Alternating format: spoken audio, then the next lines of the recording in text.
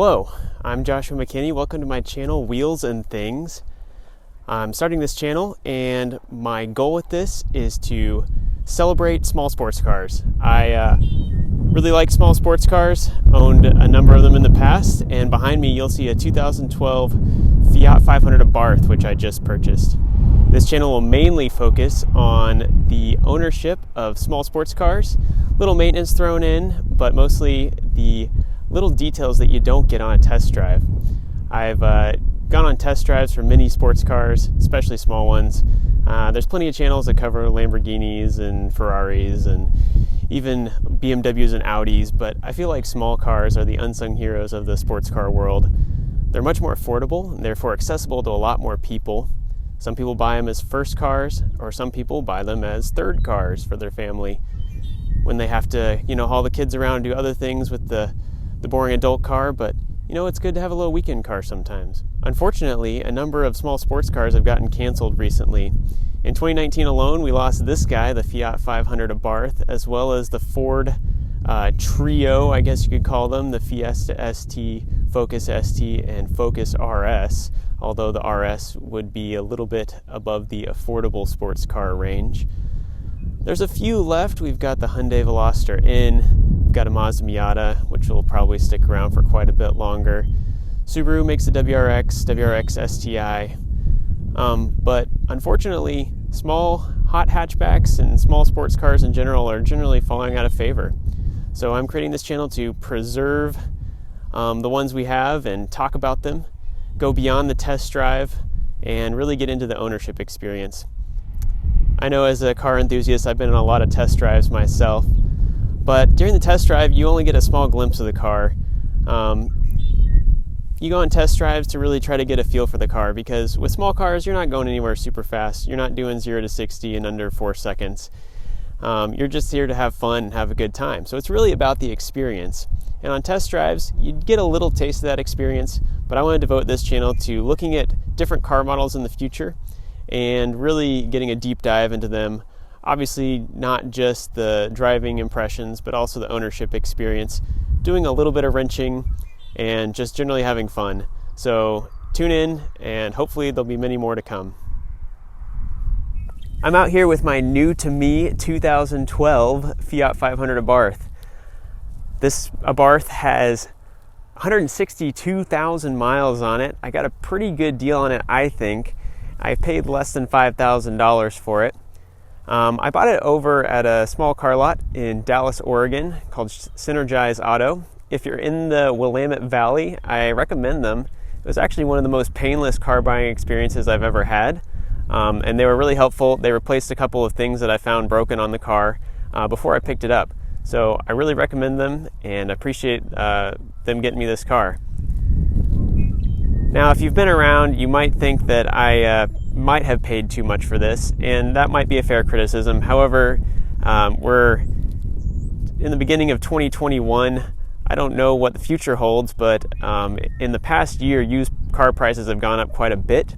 And if you're not from the Pacific Northwest, for some reason, used cars seem to be about 10 to 20% more here than other regions of the U.S. that I've lived in before. I spent a lot of time in the Southeast, and it seems that small cars are very cheap down there for some reason, but up here in the Northwest, for whatever reason, there's not as many of them, so the demand is a little bit higher. So basically, this is the opening of the episode, or the mini episodes on this Fiat 500 Abarth.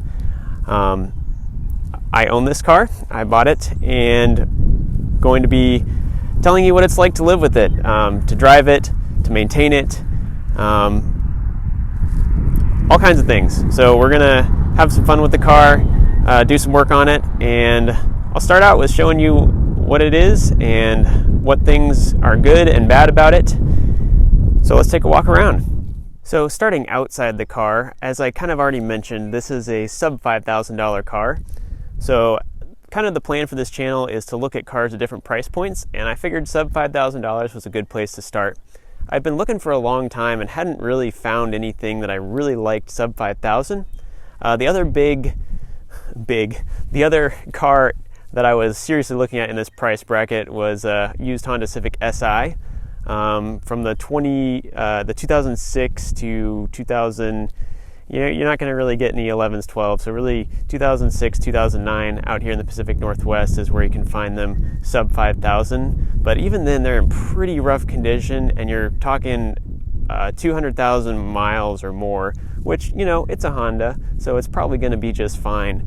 But I honestly wasn't really excited about the Civic Si. So when I saw this guy come up for sale, I bought it basically the next day. I've test drove one of these guys before a number of years ago, probably back in 2013 or so when they were pretty new. I was looking for another car at that time. And I wasn't extremely favorably impressed with this car at that time, so I didn't end up getting it. But I've got this one, and we're going to see how I feel about it now. So what exactly do you get for $5,000? Let's start with the exterior and cosmetics. Overall, especially compared to some of the Civics I was looking at, the paint condition is actually quite good. The areas where it suffer are right here on the hood, lots of rock chips, and they've all rusted. So there's a lot of rusty looking spots on the hood. Front bumper, not too bad. All the lights work, which is good. Cosmetically, everything else is pretty good. So on the exterior, a really common problem, especially with the early Fiat 500s, was these side skirts. You may not be able to see it very well here, but the side skirts come detached from the side of the car, and both sides are like that. They're actually pretty sturdy. They're not like going anywhere, but they look kind of silly as they've come detached. But that's just one kind of common cosmetic issue you get with these guys. Overall, the wheels are in pretty good condition. Only one or two have some slight curbing, pretty standard for a used car. From the back, everything's pretty good here. Got a little dirty on the drive over. But other than that, the one thing that was broken on this car when I first went to look at it was the trunk release. Apparently this is another really common issue. Water will get into this part. It's electronic trunk release. It's not mechanical. So when you push the little button under here, nothing happens. The dealer was able to replace this for me the next day with stole it off another car they had on the lot, which I really appreciate, getting me going, and fixed it up, so now the trunk works just great.